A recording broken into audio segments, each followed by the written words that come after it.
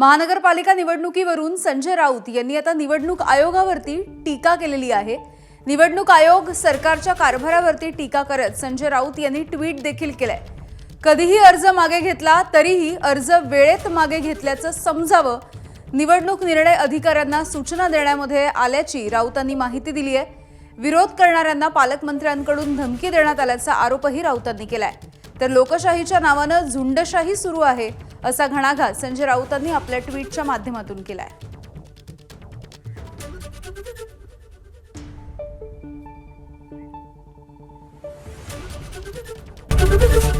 ABP माझा, उघडा डोळे बघा नीट।